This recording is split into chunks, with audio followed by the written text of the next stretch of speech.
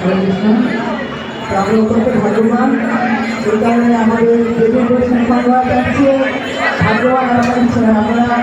আমরা অত্যন্ত ভাগ্যবান, আমরা সবাই আজকের এই দিনটা সুন্দরভাবে উদযাপন করতে পারি, যাতে আমরা মহাদেবের শ্রীমুখ থেকে ভগবানের কথা নেব, জগন্নাথের কাছে সেবক করবো। সবাই আপনারা মহাদেবের শ্রীমুখ থেকে ভগবানের কাছে শুনবেন। হরে কৃষ্ণ।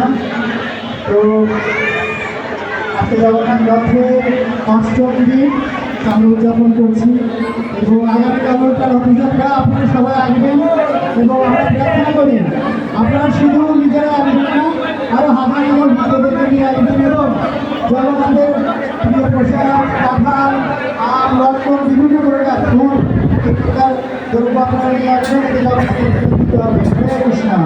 তো জোরে একবার সবাই বলুন হরে